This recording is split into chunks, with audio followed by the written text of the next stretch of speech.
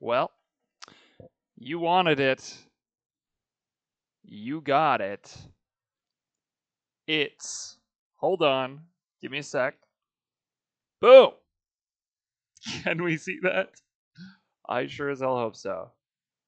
Maybe if I go full screen, can you see it full screen? Huge. Okay. There we go, right?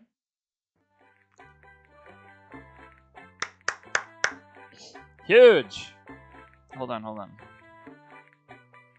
Oh, wait. Why can't I grab my face cam? Would it be better down here? I have no idea.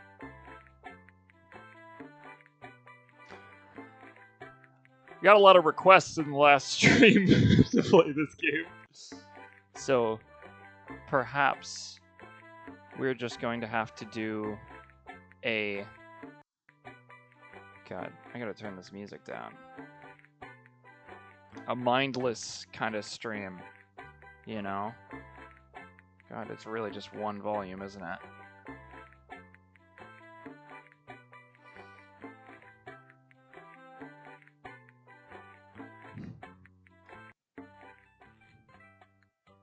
Alberto, my name is not that. Oh!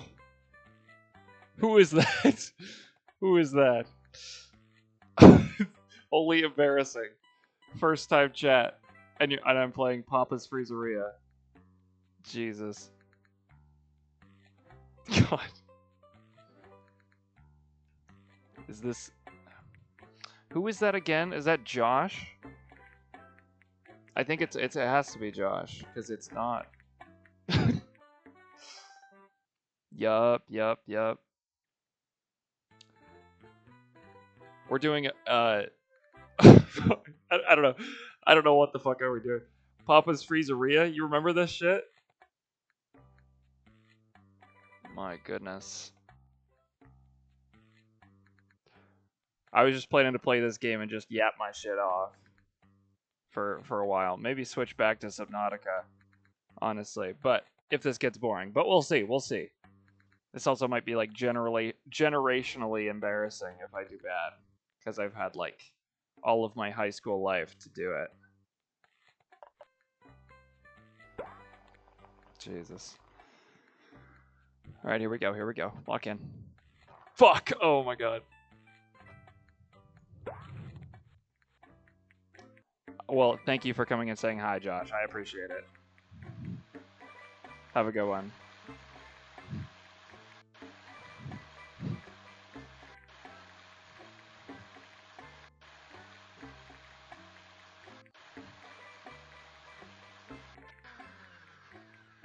Holy tutorial. I don't need it.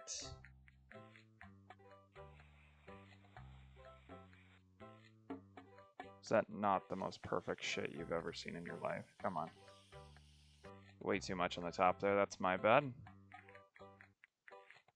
Dude, the fact that it is yelling at me... there was not a skip tutorial option, I don't think. Whatever. Huge! We're not gonna get 100. Oh, fuck. It's fine. It's fine. It's fine. Is this not the weirdest shit ever? Oh, and I get 2 customers on the first day. Holy shit. Okay.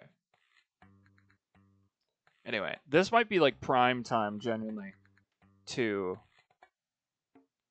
listen to Forensic Files. I don't know. Because I don't want to turn the music all the way off.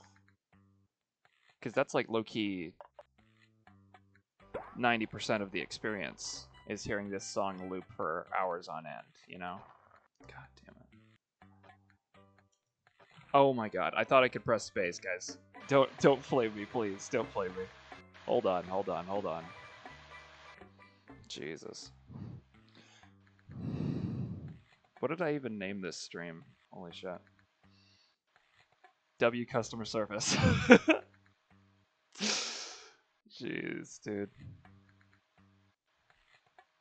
Okay. Oh my god, my fucking headphone wires are...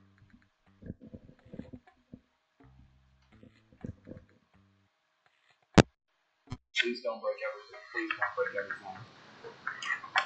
Oh, fuck. God damn it. Oh my god.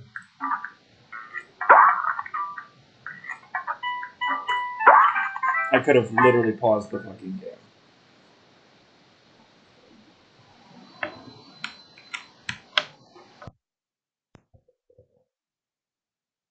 Holy shit. Are we back? God damn it. I just know that audio was ass. Oh my god. Literally first day, and I'm fucking up one of two customers. He's gonna hate my ass. Fuck.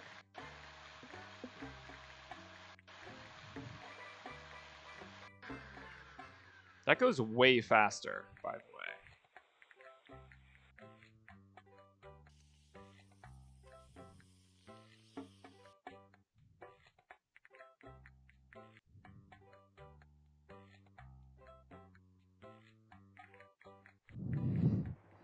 Anyway. No fucking way. No fucking way. I fucked up his whole order. Alright. I'll take it.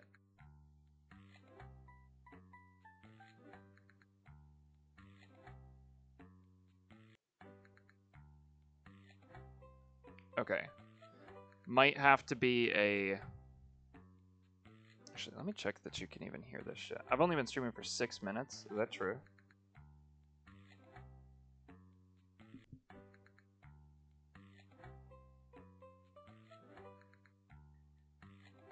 I hate that I have to turn my volume all the way up to hear the game.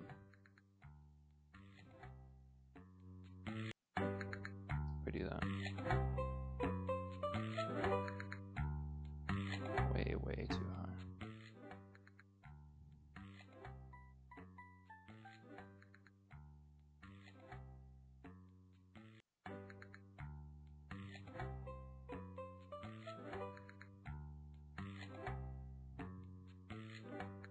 Because I feel like my voice is 100% overpowering.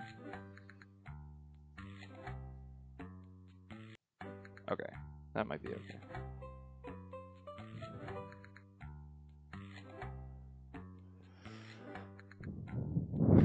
Okay, new thing. Nursery crimes. Okay, let's do it. That little piggy booked a villa. This little piggy booked a hotel. I'm sorry. From hard hats to steel-toed boots, Granger's got your safety needs covered. W not paying for Within weeks of opening her medical clinic, Dr. Kathleen Holland had 7 infants who stopped breathing and had seizures severe enough to require emergency resuscitation in her office. Considerably more than what most pediatricians see in an entire year. When one of the children died, local health officials demanded answers. Utah.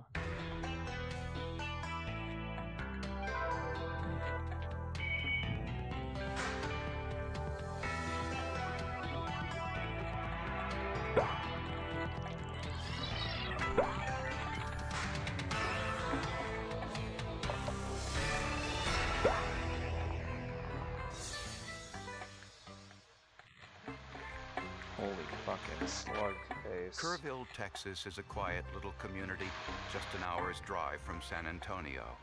Although Kerrville is primarily a retirement community, Dr. Kathleen Holland saw a business opportunity. She opened what was only the 2nd pediatric clinic in Kerrville. Reed and Patty McClellan were excited by the prospect of a female pediatrician coming to town. A lot of mothers do want to take their kids, particularly a girl, to a female doctor. Right. And this was a young doctor, progressive doctor, somebody that seemed to kind of breathe a little bit of fresh air into the medical community. They kept the stutter in the final cut. Techniques. The McClellan's My daughter, bad. Chelsea, was one of Dr. Holland's I first stutter all the time, it's patients okay. when I she can talk about opened it. her practice in 1982. Chelsea was 15 months old. Chelsea arrived on the very first day of practice. Mom called reporting that she was breathing funny and had done so again previously 2 months ago. Just moments after Dr. Holland Yeah, Wally, I finished the get it, bro. evaluation, Chelsea stopped breathing and had to be rushed by ambulance to the Sid Peterson Memorial Hospital. There, emergency room doctors revived Chelsea, but tests could not reveal what caused the incident. Oh god. Oh fuck, I missed Just 1 something. month later, Chat, don't look. Chelsea visited Dr. Holland's office again, this time for a routine vaccination. After being given the shot, Chelsea stopped breathing, turned blue, and had a seizure. Once again, the child was rushed to Peterson Memorial Hospital where she was stabilized. Dude, what the hell is happening? Later that day, Chelsea was taken by ambulance to San Antonio Customer is a to be closer, evaluated by huh? specialists. Yeah, brother. Dr. Holland was following the ambulance in her own You're getting car. treated like everybody else. Along the way, Chelsea went into cardiac arrest. The ambulance pulled off the road so Dr. Holland could assist in the resuscitation. I Okay. jumped We into gotta the do these ambulance next two. and started doing CPR and asked them where the closest facility was, which was Comfort. And so we pulled into the closest facility. And unfortunately, she did not respond to all of the efforts to bring her back. And so after about 20 Holy minutes Mickey or Mouse more ears. in the hospital, as well as all of the efforts en route, she was pronounced dead. The autopsy concluded that Chelsea died of cardiac arrest attributed to sudden infant death syndrome, What the which freak? usually occurs in children under 1 year of age. Oh, damn. Chelsea had been premature and had some breathing problems at birth. But by all accounts, medical accounts, she had outgrown that problem. And Right. SIDS is something that afflicts kids who are younger. I mean, certainly doctors can speak about that more authoritatively, but in general, you don't have kids dying of SIDS at the age of 15 months. Well over a year. Over the next several weeks, Dr. Holland math. had more emergencies. A 5-month-old girl started choking and was unable to breathe, and she too had to be rushed to the hospital. A few days later, yet another child had a seizure which required emergency treatment. So obviously this is the new woman doctor. Dr. Holland had 7 children who suddenly and unexpectedly stopped breathing, had seizures, and required emergency hospitalization. The freak is wrong with this woman? Ambulances coming in on more than a weekly basis. That was totally astonishing. Yeah. It's totally unprecedented in Kerrville, where they don't even have very many young families with children. So ultimately, other doctors who were just watching this blizzard of activity Yeah. got very suspicious and started asking questions. And Yeah. those suspicions led medical investigators to reopen their inquiry into Chelsea McClellan's death. As they should. In the first month of practice, Dr. Kathleen W. Holland had 7 children who experienced seizures and breathing problems in her office, severe enough to require hospitalization. I really need to check chat more One of often. those patients, 15-month-old Chelsea McClellan, died of cardiac arrest on the way to the hospital. Never mind. Administrators at Peterson Memorial Hospital asked Dr. Holland to attend a formal meeting to discuss the situation. I was considered a prime suspect. And my practice obviously fell back as a result. It put a great strain on my marriage at the time. Uh-huh. And financially, things were falling apart. So it wasn't During the you? meeting, Dr. Holland reviewed each of the cases for the committee. She said all of the incidents could be explained by the children's medical histories. Chelsea was born premature and had a history of breathing problems, even before coming to me. One member of the committee asked Dr. Holland if she used the drug succinylcholine in her practice. Succinylcholine is a powerful muscle relaxant which can cause respiratory failure in large doses. It's so powerful, it's sometimes used in lethal injections for executions. Damn. Dr. Holland said she had a vial in her office but had never used it. They also asked Dr. Holland if she trusted her employees. Dr. Holland said she did. That night, after office hours, Dr. Holland spoke with her nurse, Janine Jones. Oh, it's her. Dr. Holland described Jones's behavior that night as suspicious. There was a lull in the conversation. Holy and imposter. The next thing she said was, "Oh, by the way, I found that missing vial of succinylcholine." And I said, "What missing vial of succinylcholine?" Oh my god. Told you before. I lost a vial of succinylcholine and ordered a replacement. Holy Dexter, dude. I found the missing one, so now we have 2 vials. Dr. Holland suspected it was more than a mere coincidence that her nurse mentioned the exact same drug doctors asked her about in the meeting. And I'm just sitting there, and I'm absorbing all of this. And I'm putting it in perspective with I didn't say anything about the basement.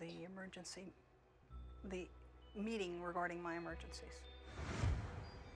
The next morning, Dr. Holland went to the refrigerator and found the 2 vials of succinylcholine. Both appeared to be full, but in one of the caps, she noticed 2 tiny needle marks. Oh, hell nah. And at that point in time, You fire my her. whole world collapsed. And I remember being emotionally She's gone. just Report her in to the turmoil that police. The morning. fuck? Just absolutely in turmoil. Dr. Holland immediately turned the vials over to the authorities. Dr. Holland was within our circle of suspicion. Fuck! Dr. Okay, it's Holland fine. was very defensive in our investigation because she felt that as a captain not gonna of the get a ship, perfect so to score on speak, the that she mixing, but was it's okay. responsible for this child's death. And bear in mind, at that time, she was anticipating a flood of lawsuits from the parents. Janine Yeah. Jones was also under suspicion. Go to freaking Jones jail. was a The fuck? 33-year-old licensed vocational nurse, divorced with 2 children, who had Oh my come God, to the Kerrville closer's after gonna be leaving out a here. job in a pediatric intensive care unit in San Antonio. She was sort of Oh rough my and God. ready personality. She was very coarse, rough. She cursed like a sailor. Of course. She talked about sex a lot, even though she wasn't an attractive woman. Oh, bro! She kind of liked to, mix it up and give people a hard He's time. projecting, guys. If you knew what he The looked 2 like. vials of succinylcholine were That's sent to the crazy. forensic lab for testing. Although the vial with the 2 needle holes appeared to be full, That's so tests wild to indicated call her out like that. 80% of the vial had been filled with water. Of A large course. dose of succinylcholine could have caused Chelsea McClellan's death. Yeah. Unfortunately, it was considered to be untraceable. This is the Untraceable. type of drug that after injection into the body, it rapidly disappears and it's not traceable in its original form, because succinylcholine is made up of succinic acid and choline, which are natural elements in the human body. Right. And without hard scientific evidence, all investigators had were Dr. Holland's suspicions and Janine Jones' denials. Brother. How did they do it? District Attorney We all know Ron she's Sutton guilty. was beginning to suspect that 15-month-old Chelsea McClellan and Brother, some of the other AI children viewers in already? Dr. Holland's pediatric Holy clinic speedrun. had been intentionally It's only been 20 injected minutes. with succinylcholine, a powerful muscle relaxant. Every child who is of a non-talking age that came into this clinic with a potentially serious medical problem suddenly had a seizure. Yep. If the child was a talking age child or some other problems, just a sniffle or something like that, didn't get it. But if they had a potentially serious problem and a non-talker, they got it. A vial of succinylcholine in Dr. Holland's office appeared to be full, but had 2 needle holes in the cap and was had been 80% refilled water. with water. Yep. The prime suspect was Dr. Holland's nurse, Yep. Janine Jones, since she was in the ambulance with Chelsea McClellan when she went into cardiac arrest and died. Oh my frick. While all this was going on in Kerrville, there were similar suspicions about Janine Jones in San Antonio. Just 1 year earlier, death rates rose dramatically in the pediatric intensive care unit at Bexar County Hospital while Janine Jones was working there. Dr. Vincent DeMaio, Shit, we're hitting the a chief pause medical until I see what examiner for Janine Bexar looks County, like. heard suspicions about Janine Jones from some of his medical colleagues. After a while, it became common knowledge, and Please don't it twist the day became without a me. kind of a morbid joke that if you were going to have deaths in the pediatric care unit, it was always on the shift that Janine Jones was working. Brother. Dr. DeMaio passed this information on to Deputy District Attorney Nick Rothy, who discovered that the death rates dropped as soon as Janine Jones left the hospital. Brother, of course she Tell did. Or of course it did. When Jones left, those peak numbers dropped immediately. The month she left, the day after she left, things just leveled out. It stayed level. They were level going in and then just peaked right there. And then the minute she left, I'd say almost a minute. I mean, to the day, The minute. they went back to what normal levels. Officials in San Antonio called Why in the the fuck Centers would for you do Disease Control in Atlanta, Georgia, the premier medical investigation agency in the world. Dr. Gregory Istrie was the epidemiologist assigned to analyze the death rates in the intensive care unit. The fact that the deaths appear to have been declining in the late 1970s, in 1980, early 1981, and then seemed to go up again in 1981-82. And the fact that that increase was almost exclusively on the evening shift or in the evening hours made us think that there really was something unusual that was going on there. The rise in the intensive care death rates coincided with the dates Janine Jones worked there, and Jones worked the 3 to 11 shift. But there were more than 200 Oh boy, individuals chat. that passed through the pediatric intensive care unit. Doctors, nurses, Hold on, y'all. aides, Y'all don't wanna ward say clerks, this. therapists, technicians, and medical residents. Dr. Istrie began his investigation by assigning each employee a number.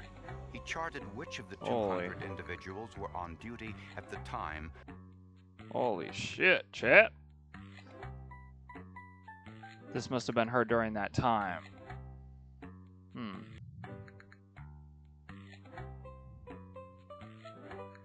Damn.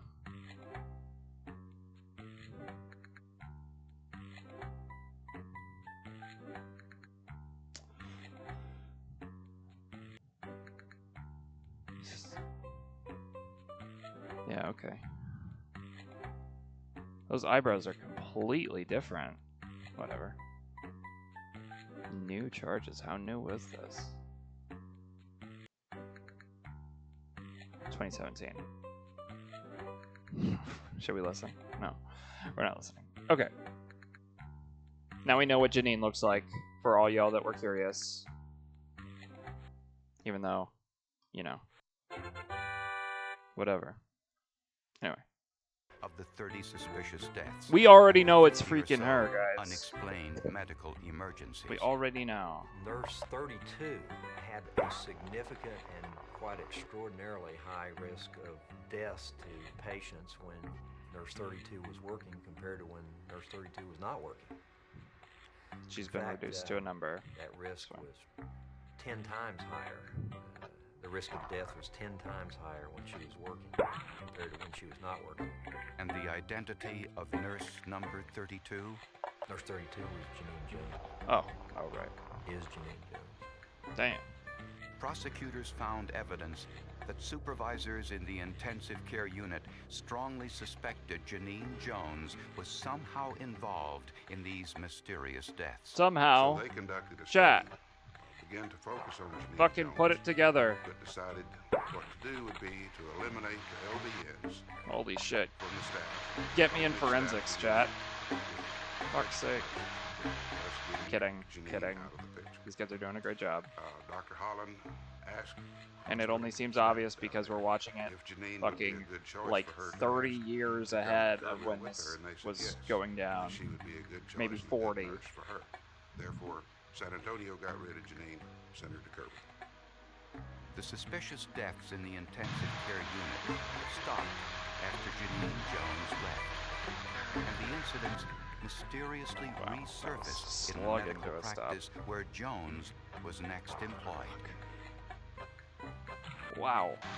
That was bad. Prosecutors were convinced that 15-month-old Chelsea McClellan had Whoa. been murdered by an intentional injection of succinylcholine, a powerful muscle relaxant. Oh my goodness. But they had no way to prove it, Dude. since there were no toxicology tests sensitive enough to find succinylcholine in the human body. The prosecutors heard about a forensic scientist in Philadelphia, Hold on. Dr. Frederick Reeders, who was conducting W. Fred. research on drugs like succinylcholine.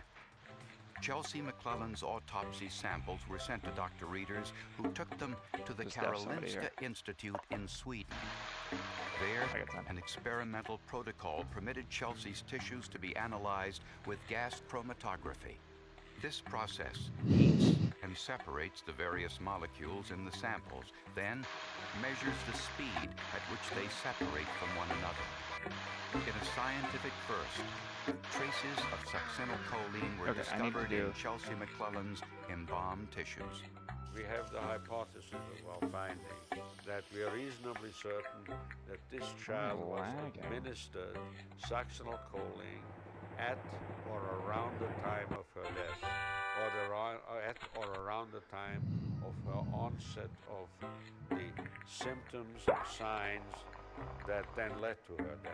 This is the nichest of communities. I've just kind of realized that. Of Chelsea McClellan and pleaded not guilty. This is just the prosecutors believe the that triple Janine S Jones community. first injected Chelsea McClellan with succinylcholine in the examining room while Dr. Holland was busy with Chelsea's mother, and later injected Chelsea again in the ambulance, causing her death. Oh my goodness. The discovery of succinylcholine in Chelsea McClellan's tissues, the diluted vial with the needle holes found in Dr. Holland's office, and the fact that Janine Jones was alone with each of the infants at the time of their seizures all told a story. Yeah. The last witness, I believe, that testified You're cooked. in the Kerrville case in Georgetown testified that she went up to Janine standing outside of Sid Peterson Hospital.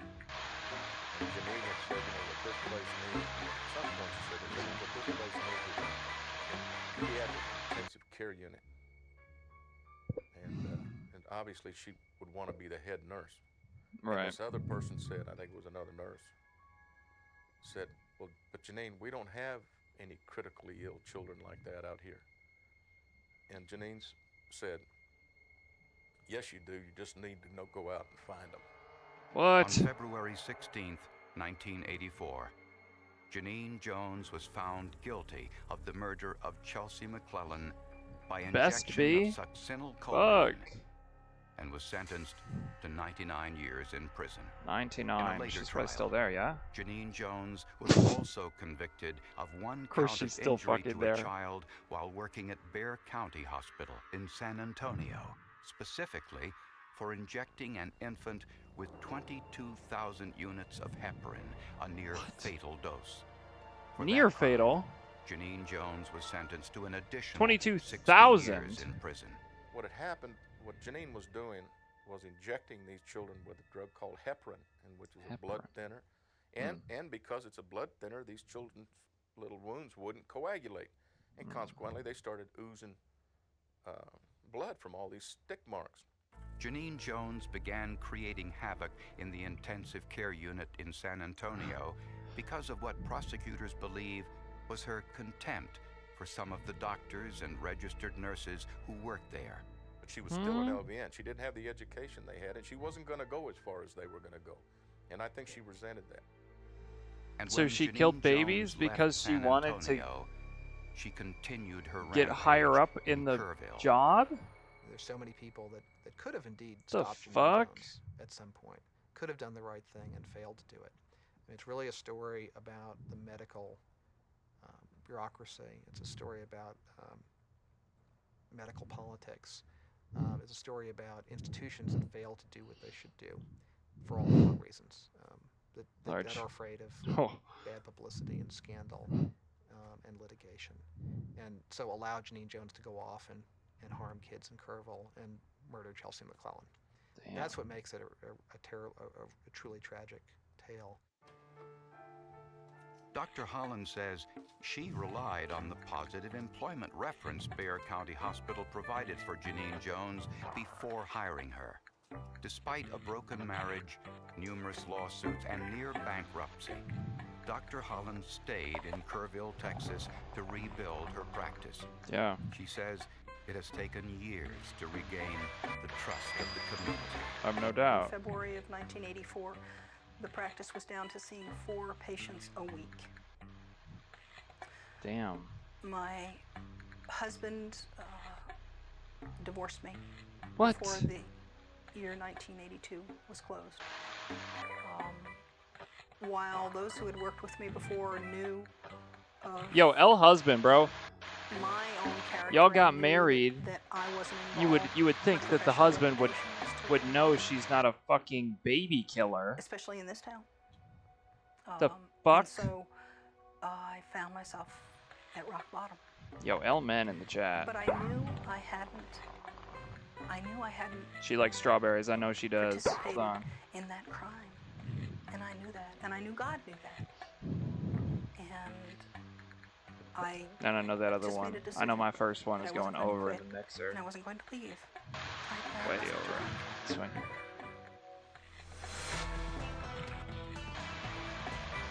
Damn, that sucks.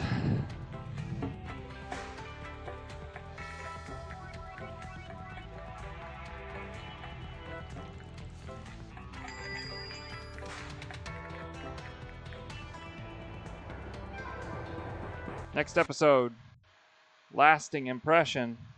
We are gardeners. I'm not a gardener. Oh, never mind, that's a lie. This is the 1,400 hours a year Straight up you long waste DL on your phase. phone. With Purdue Global, you can turn that time into a degree. These are flexible, high-value degrees that fit your goals and schedule. Visit purdueglobal.edu to find out. This is your comeback. Okay, what the hell do I have? Okay, this one. A prostitute told police that some local drug dealers may have killed someone in her basement. But police could find no evidence of violence in the home. May have. The only clue investigators found was a piece of used chewing gum. Scientists wondered whether it would help solve the mystery. And I bet it did. And I bet it did. I bet it did.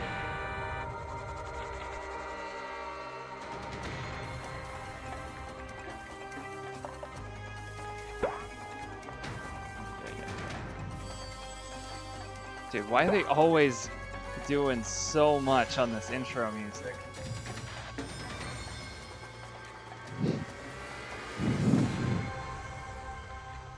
Maybe not. By night, drug dealers' architecture displays its picturesque downtown and colonial-era architecture. Yo, this girl's gotta stop. But by night, drug dealers stroll the streets, since they can make more money than in New York City. They can do better here. Should I Less guess? competition, maybe not as a violent scene as in New York and New Jersey, and so it's been a magnet and easy access. And with the drug traffic has come an increase in violence. How was that On sound? August 5th, 1996, a prostitute, Kathy Sagusty, ran to her neighbor's home saying she had been stabbed in the arm by 2 local drug dealers. What? Kathy Sagusty, she was known to us from some prostitution arrests, and one of our other local PDs had also had her on some credit card matters. She was basically a crack cocaine addict who was doing prostitution and petty crimes to support her habit. I see. Sagusty identified her attackers as 19-year-old Corey Mayweather 19-year-old? and 20-year-old Kwame Henry. Whoa. Sagusty said they had been doing drugs together, and she was stabbed in the arm after a minor dispute.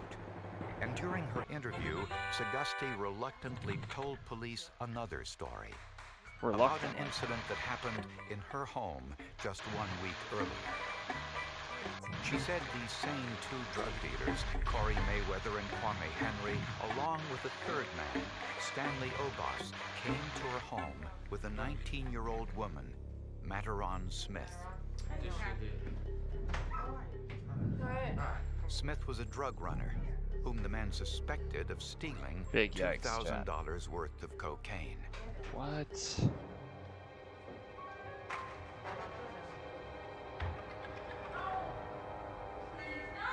What the hell is going on down there? I'm going to see what you guys are doing. After they took Smith to the basement, Sagasti heard Smith cry. Sagasti admitted perfect. You can't tell she me was it's not. using drugs at the time and never saw what happened. Come on now. But she believed that Smith had been murdered. She said the three men later carried a large box from her basement. Excuse me? She relayed about a fight, and they went to the basement, and she heard screams and cries from this girl, and then silence. And then she relayed that she had never saw this girl again.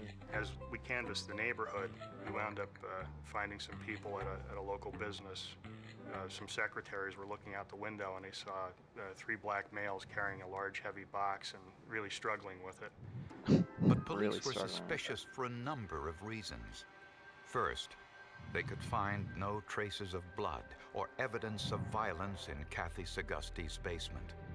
And second, they could find no record of any 19-year-old woman by the name of Materon Smith. When police arrested Corey Mayweather for the stabbing of Kathy Sagasti, he denied any knowledge of Materon Smith or her whereabouts. Without a body or any corroborating forensic evidence, all police had to go on were the suspicions of an admitted drug user.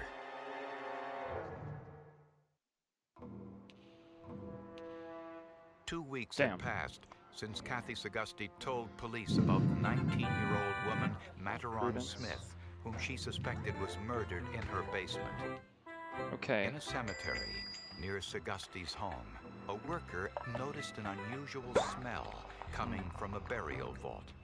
Burial vaults had once been used to store bodies during the winter months when the ground was too hard and cold to dig the graves. But this burial vault had long since been abandoned. Inside, the man made a gruesome discovery. Underneath some newspapers was the partially clothed, badly decomposed body of a black female. Coroner Zachary Lysek was called to the scene. It was very cool and damp inside the dead house at the time. I know, you want that cookie dough. There was a very foul odor of decomposition. Oh, shit. There was thousands of flies flying around and several thousand maggots that were crawling over the floor and over the body. One hand was wrapped with twine, an apparent restraining device. The victim's pants were down around her ankles. She was about 5'2" and approximately 110 pounds. The newspapers that covered the body were many weeks old and were no help in identifying the time of death.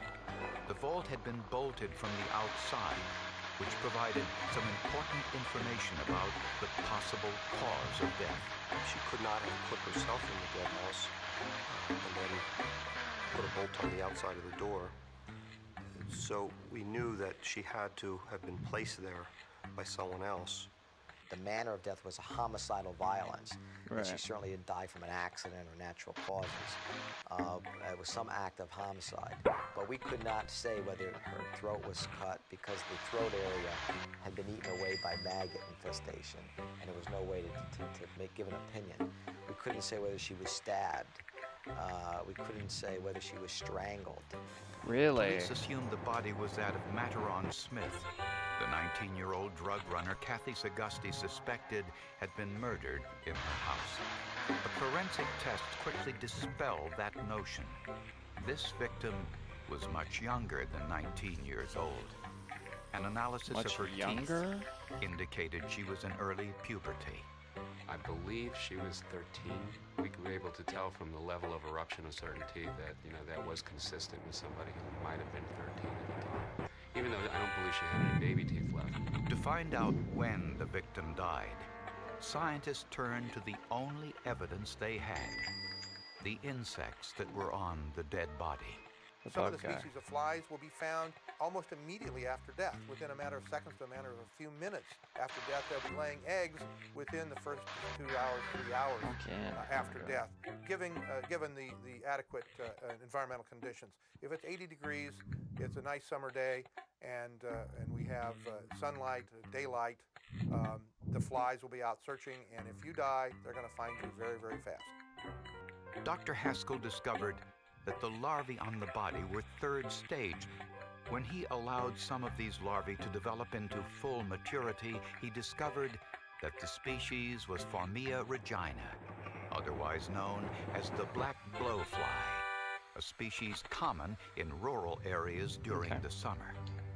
If Dr. Haskell could determine how long the larvae had been on the body, he would know when the victim died. Unreal. But temperature and weather conditions can affect insect development and must be taken into account. If we have temperatures in the 80s or 90s or pushing 100, those maggots will grow and develop very, very fast. So it is critical to have the weather information to evaluate, to see whether that growth and development is slow, medium, or fast. Dr. Haskell researched local temperatures in the weeks and months preceding discovery of the body. He also needed to calculate the difference between the outside temperatures and those inside the vault, which were much cooler. So he took temperature readings inside the vault and correlated them with the outside temperatures. With these calculations, and knowing the larvae were in their third stage of development, Dr. Haskell estimated that blowflies deposited their eggs on the dead body between July 27th and the 29th. This was the same time Kathy Sagusty suspected the murder took place in her basement. But if the victim wasn't 19-year-old Mataron Smith, who was it? Who was she? Oh boy. When police discovered the decomposed body of a young woman in a deserted cemetery vault, they had few clues to her identity. An analysis of the victim's teeth revealed she was just 13 years old. Damn. Police conducted a nationwide computer search on all missing 13-year-old black females who were 5'2" and 110 pounds. The name, Richeza Williams, was one of the matches. Richeza Williams was a runaway from a middle-class family in Long Island, New York, and was reported missing by her family a few weeks earlier. When her dental records were compared to the teeth of the victim, there were similarities. It was a difficult situation, but fortunately, she had some chipping of her upper front teeth. And we noticed that when we examined the remains, that there was also chipping on the upper front teeth, and they matched up remarkably well. And our conclusion was, within a high degree of dental certainty, that that individual was Richeza Williams. Yeah, we're just here for some follow-up questions about the other day. When Kathy Sagusty was shown the photograph of Richeza Williams, she confirmed that she was the woman she knew as 19-year-old Mataron Smith. Williams had changed her age and identity after she ran away from home. For Sandra Taylor, Richeza's teacher and Girl Scout leader, news of her death came as a shock. I had no idea that she would eventually go somewhere and pose to be 19 instead of 13. Richeza was an exceptionally beautiful young girl. Beautiful black flowing long hair. Why am I unable to view this? Very pleasant for anybody to look at, you know. Just gorgeous, you know. Nice personality, very friendly, friendly to everybody, people she knew, people she didn't know. After Richeza finished grade school, she didn't attend middle school regularly. Her father died. Richeza started to rebel and became a discipline problem. I had a conversation with Richeza myself, and I told her, you must go to school, and I told her also that if she did not, I was going to have her move in with me, and I would see that she went to school, and I would pick her up and make sure she went there. So I knew there was some kind of problems going on there. Instead, Richeza Williams got involved running drugs between New York and Pennsylvania, which is how she met Corey Mayweather, Kwame Henry, and Stanley Obas. What's up? Hey, man. Kathy Segusti said that Mayweather and Henry accused Richeza of stealing some cocaine, and that Stanley Obas prevented Segusti from going downstairs. Over the next several hours, Mayweather and Henry took several items from the kitchen before returning to the basement. Miss Augusti could not tell us what happened down there, but she did hear sounds of crying from Richeza. Don't do this to me, you know. She heard sort of like slapping around, and that this young girl was pleading with them to stop whatever they were doing down there. At some point, all the noise stopped in the basement. A search of Segusti's home corroborated parts of her story. Several kitchen utensils tested positive for human enzymes, leading to speculation that they were used as implements of torture. Damn. Hairs consistent with Richeza Williams were also found in the basement. Well, the case was a circumstantial evidence case, really, from the outset. Although we had Kathleen Segusti, who was able to tell us that she knew the three men, that she saw Richeza Williams in her home on about this time frame, end of July time frame, no one could actually say what happened in that basement. With no forensic evidence connecting the three men to Richeza Williams' murder, police returned to the cemetery vault a few weeks after the body was discovered. With screens, they sifted through all the debris on the floor of the vault. Oh. They found something unusual. Was there for half a second. A used piece of chewing gum. It had been there probably for 10 days or so, maybe even 15 days before we found it. So I do when not we found want to keep... it was hard as a rock and wound up being very well preserved. The gum was red and about 1.5 inches long. Oh, the gum. It was completely dried out and All appeared right. to have Well, the Chad, just watch the imprint fucking of black teeth screen marks. and listen. There was more news for investigators. Corey Mayweather had more than just a drug habit. He had a habit of constantly chewing big red brand gum and carried packs of it wherever he went. What a guy. Police also remembered he was chewing big red gum when they questioned him about Richeza Williams' murder. No shot. The question now was whether it would work as evidence. It best be. The used piece of chewing gum found in the burial vault near Richeza Williams' body was the only piece of evidence that could tie Corey Mayweather and his two accomplices to the murder. The gum was sent for DNA testing to see if it contained saliva that could be matched to one of the suspects. But all... Hello.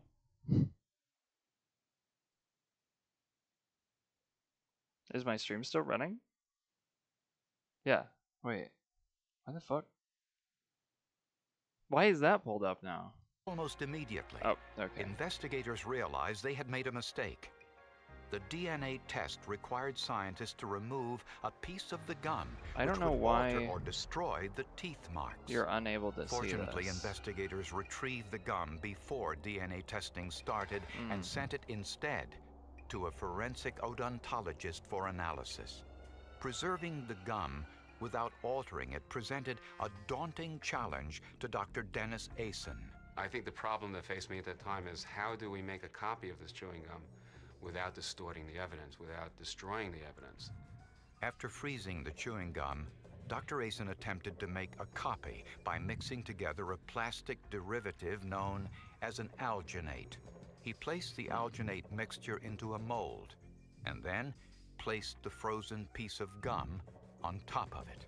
When he removed the frozen gum, it left an impression in the mold, essentially a negative copy. Into that impression, he injected a substance called a polyvinyl, which hardens quickly but remains flexible. Right. This process produces a permanent, virtually indestructible duplicate, what's known as an exemplar of the piece of gum found at the crime scene. Right. The next step was to compare that exemplar with a cast of Corey Mayweather's teeth. Of course. As if trying to match a piece of a jigsaw puzzle, he ran the exemplar over the cast. Oh, brother. And found a perfect Holy match. perfect fit. Jesus. Mr. Mayweather had a little crossbite. There was one tooth that was out of line, and it created a bit of a step and a ledge in his dentition. And in the gum, there is this step or ledge, and that was the focal point where we were able to seat the gum. It was very, very clear. Dr. Asen believes that the gum fell from Mayweather's mouth when he carried Raycheza Williams' body into the vault. Spitting it out would have distorted the bite marks. Right. Prosecutors believe that the men brought Raycheza Williams to Sagasti's home to confront her about the missing cocaine. Oh. While in the basement, the men tortured her with various items they found in the kitchen. The lack of blood in the basement told investigators that Raycheza Williams most likely had been strangled. Williams' body was undoubtedly inside the large cardboard box the three men carried from Sagasti's basement as they headed in the direction of the nearby cemetery. But Corey Mayweather's mistake was the chewing gum that accidentally fell from his mouth as he carried Raycheza Williams' body into the cemetery vault, proving he was inside the vault when the body was dumped. The insect activity on the body told forensic scientists when Raycheza Williams had been murdered, which coincided with the date Kathy Sagasti last saw Williams in her home. The blowfly larvae, the chewing gum, and Sagasti's testimony all pointed to Corey Mayweather as the murderer. Brother. I don't think he gave up until the bite mark evidence came back. That's really kind of what sunk his boat. They hired their own expert who basically came to the same conclusion we did. He had some very unique dentition and just kind of sold the case. Damn. It really supports the fact that how important crime scene evidence is and how, the time needs to be taken to examine the scene thoroughly and look for every little piece of evidence. It may be something as simple as a piece of gum or a cigarette butt that helps you to identify who the suspect may be. Yeah, and damn. in this case, it proved to be positive. Yeah. The decision not to test the gum for DNA until after the dental analysis was a huge break for investigators. DNA tests conducted later on the gum for saliva were inconclusive. Had the DNA testing been done first, the dental impressions would have been destroyed, and prosecutors would have lost the only positive forensic evidence against Corey Mayweather. Damn. In October of 1998, Corey Mayweather pleaded guilty to first-degree murder and avoided the death sentence. He was sentenced to life in prison. But life, he also implicated his two accomplices. Kwame Henry was not apprehended until several years later in Trinidad and was also sentenced to life in prison. Really? Stanley Obos has never been apprehended and is still at large. Those who investigated this case were gratified by the outcome, but are still haunted by the fate of a beautiful 13-year-old girl that was who uploaded in strayed 2000. despite the best efforts of family and friends. She's still someone's child, and kids just get, rather strong-headed, sometimes way ahead of their years, and unfortunately she got in way over her head, and she's a person who'll never have a second chance to, right her mistakes. Since this tragedy happened, believe you me, I have put this into my curriculum, and I talk about it in classroom, and I talk about it in chapel service with the children to let them know when you leave here, you have to beware of wolves in sheep clothing, and the Bible speaks of that. So I have to let them know what had happened in this situation so that it won't happen again. Seriously. Chat, if you're 13 and you're talking to 19 and 20-year-olds and you're dealing with like cocaine and stuff, I don't know that anybody's wearing sheep clothing. Can I be honest about that? Everybody's a wolf in that shit. The fuck? You will all cross each other. You'll fight over money. You'll fight over drugs. Like, just don't do it. The fuck? I don't know.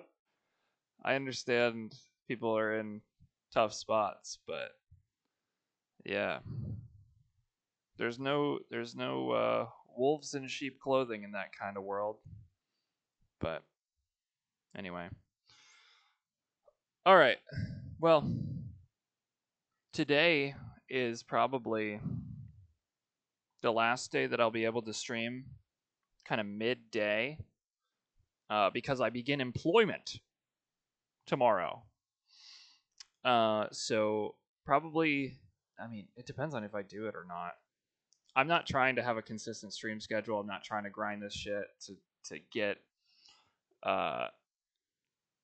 to get money or anything like that. These videos, like of the stream I just made, that's getting copyright striked and, you know, demonetized immediately, making no money. The fuck? Who cares? But I don't know. I find it enjoying. It's a strange little outlet, so I'm gonna keep doing it for fun. At least until I finish Subnautica. But one thing is that Stardew Valley might not be possible unless I buy a capture card, which I think costs a chunk of money. Hold on. Let's see. You'll see live if you'll ever see me play Stardew Valley live.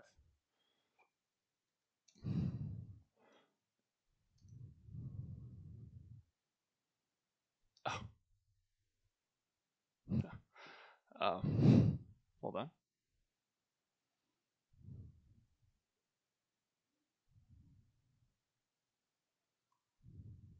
Shit. Chat, these are like $20.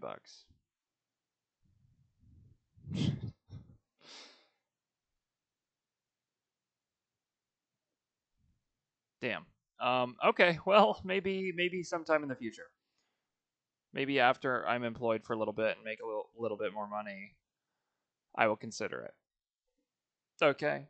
But for now, we're going to play Subnautica.